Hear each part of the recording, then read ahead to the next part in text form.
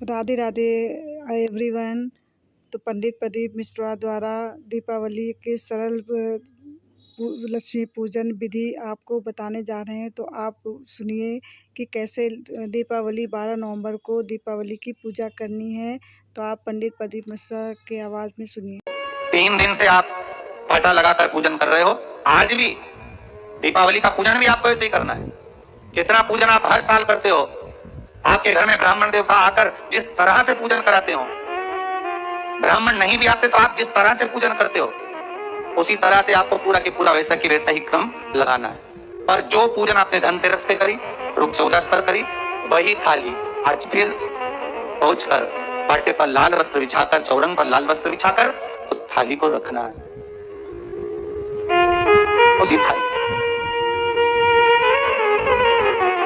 जैसे आपके यहाँ के ब्राह्मण पूजन बताते हो, वैसी पूजन करो। और अगर ब्राह्मण आपके यहाँ नहीं आते पूजन कराने, आप स्वयं करते हो, तो जैसा करते आए हो, आपके पूर्वज जैसा बताते हो, आपकी सास जैसी बताती। तो आप लोग देखिए सरल विधि कैसे पूजा करनी है। तो एक पाटा बिछा लें। पाटा पे लाल कलर का कपड़ा बिछा लें, लाल हो या आपकी चॉइस के मुताबिक आप जैसा भी बिछाना चाहें वैसा कपड़ा डाल लीजिए उसके ऊपर। और उसके बाद आप थोड़ा चावल का जो है थोड़ा चावल रख कर के फिर उसके बाद आप लक्ष्मी गणेश को स्थापित करें।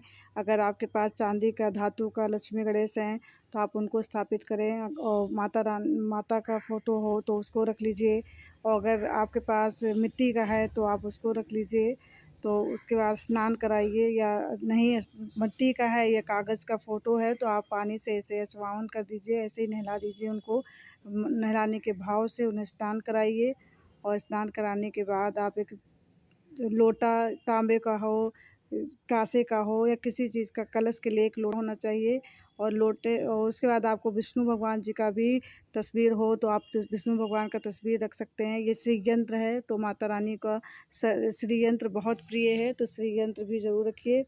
और ये लोटे में डालने के लिए जो कलश है उसमें डालने के लिए आप सुपारी, कमल गट्टा, जो कि माता को कमल गट्टा बहुत पसंद है, लौंग, इलायची, सिक्का, हल्दी का गांठ, तो ये सब आप कलश के अंदर डालिए। डालने के बाद फिर आप ये देख लीजिए गणेश लक्ष्मी कोई मैंने आपको दिखाया था अभी चावल डाल के उनको स्थापित करनी है। तो ये देखिए स्थापित कर दे रहे हैं। वैसे मैंने आपको बताया था कि मेरा धातु का है तो मैं धातु का वो करती हूँ। हर साल मैं गणेश लक्ष्मी नहीं लाती हूँ क्योंकि मैं उनकी स्थापना कर चुकी हूँ। मैं मिट्टी का भी लाती हूँ लेकिन फिर वो मंदिर में नहीं रखती हूँ, मैं अलग रख देती हूँ कि एक साथ 2 लक्ष्मी गणेश को नहीं स्थापित करनी चाहिए। तो मैं पूजन करने के बाद और भी मंदिर है घर में तो वहाँ मैं रख देती हूँ, क्योंकि अलग अलग रखना चाहिए तो इसलिए मैं रखती हूँ। मैं आपको फिर से बताने जा रही हूँ कि ये सब सामान डालना है। सुपारी, लौंग, इलायची और हाँ सिक्का, हल्दी का गांठ और बताशा, मीठे में कुछ भी डाल दीजिए। मज़ासा है, चीनी है, जो भी आप डालना चाहें वो आप मीठा भी डालना है। ऊपर से आपको कलश रखना है। कलश के ऊपर से आप कटोरी में चावल, वो चावल की कटोरी है उसके ऊपर रखिए। उसके ऊपर आप दिया प्रज्वलित करने के लिए दीपक रखिए। आप क्रॉस करके दिया जलाइएगा घी डालकर। तो मैं आपको डेमो दिखा रही हूँ तो इसलिए मैं आपको सिर्फ बता रही हूँ। और कमल का फूल माता को बहुत प्रिय है। अगर कमल का फूल नहीं है मेरे पास तो मैं केवल आपको रेड कलर का फूल दिखा रही हूँ गुड़हल का, तो मैं वही माता को चढ़ाई दे रही हूँ। और लाल फूल में कमल का फूल बहुत ज़रूरी है। कमल गट्टा, कमल का फूल, बहुत सारे आइटम लगते हैं। तो वो सब चीज़ें आप हर साल लाते ही होंगे तो लाइएगा।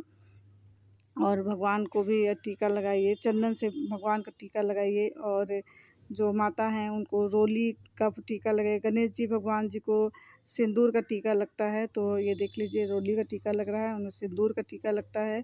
और भगवान को चंदन का टीका लगता है। तो आप पीले चंदन का टीका आप विष्णु भगवान जी को लगा सकती हैं, लगाइए, मतलब शक्ति क्या लगाना ही है।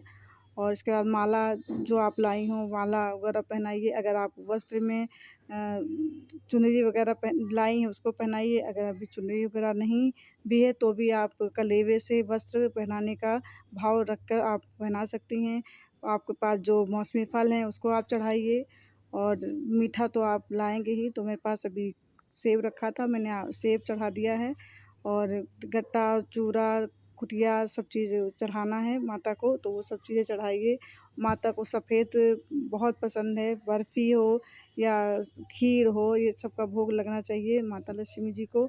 और गणेश भगवान को लड्डू अति प्रिय है, मोदक, तो आप उस दिन मोदक ज़रूर लाइएगा, अगर ला सकें ज़रूर लाइए और मोदक का भोग लगाइए।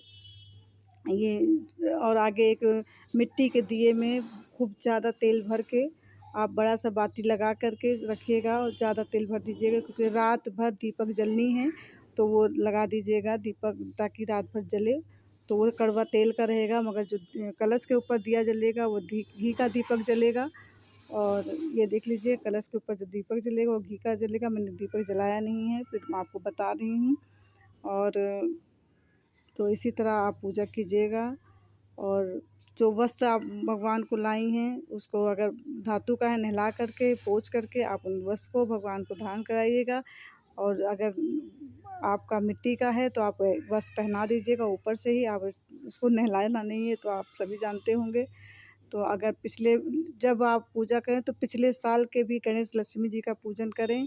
और दूज वाले दिन जब आप वहाँ से हटाएँ तब उनको विसर्जित करें, उनको भी उस दिन साइड में रख कर के उनका भी पूजन ज़रूर करिएगा, उनका भी आदर करिएगा। उसके बाद भैया दूज के बाद उनको, जब आप अपना वहाँ से सामान हटाइएगा भगवान का वो करिएगा, तो आप वो कर तब उनको विसर्जित कीजिएगा। तो ये रहा सरल विधि भगवान के पूजन का।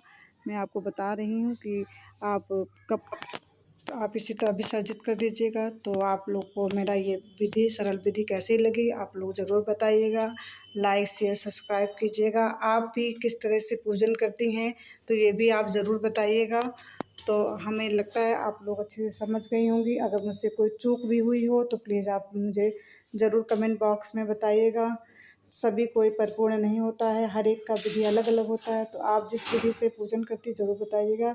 राधे राधे, नमस्कार, प्रणाम।